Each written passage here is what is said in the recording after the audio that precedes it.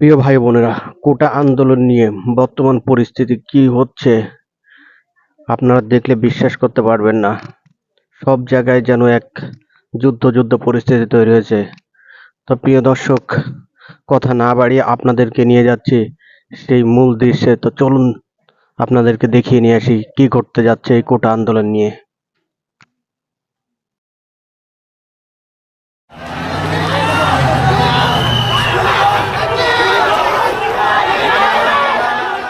ঢাকা বিশ্ববিদ্যালয়ের ভিসি চত্বর এলাকায় শিক্ষার্থীদের লক্ষ্য করে টিয়ার সেল, রাবার বুলেট ও সাউন্ড গ্রেনেড ছুড়েছে পুলিশ। এতে অন্তত 2 শিক্ষার্থী গুলিবিদ্ধ ও অন্তত 5 জন সাংবাদিক আহত হয়েছেন। আজ বুধবার বিকেলে এই ঘটনা ঘটে।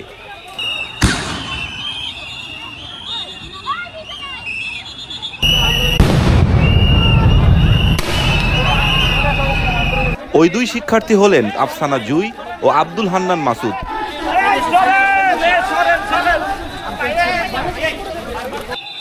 তারা জানান, গায়েবানা জানাজা শেষে তারা শান্তিপূর্ণভাবে কফিন মিছিল নিয়ে যাচ্ছিলেন।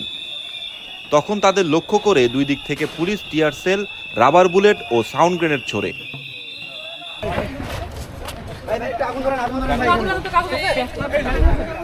ভাই ডালপালা জনগণের আমরা অর্গানাইজড হয়ে আমরা যাচ্ছিলাম, কিন্তু যেটা আজকে করেছে শান্তি শৃঙ্খলা বাহিনী, তারা আমাদেরকে বলেছে যে আপনারা করেন, কিন্তু তারপরে হচ্ছে যেটা হলো যে আমাদেরকে 2 দিক থেকে তারা অ্যাটাক করলো অলরেডি, যেটা আপু বলেছেন, এবং অলরেডি আমাদের মধ্যে কয়েকজন আহত, যাদের হাতে কোনো ধরনের অস্ত্র ছিল না, কোনো দাঁড়িয়ে ছিলাম, সম্পূর্ণ শান্তিপূর্ণভাবে ছিলাম। তো আমরা হচ্ছে আজকে এই যে অতর্কিত আক্রমণ, আমরা সেই আক্রমণের আজকে তীব্র নিন্দা জানাই।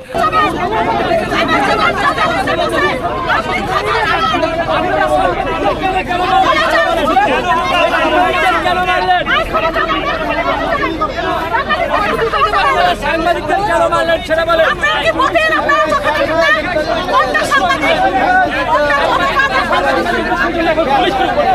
আমরা আমাদের দায়িত্ব পালন করতে এসেছি এবং কর্মসূচি শান্তিপূর্ণভাবে শেষ হওয়ার পর আমরা তাদেরকে ফলো করতেছিলাম।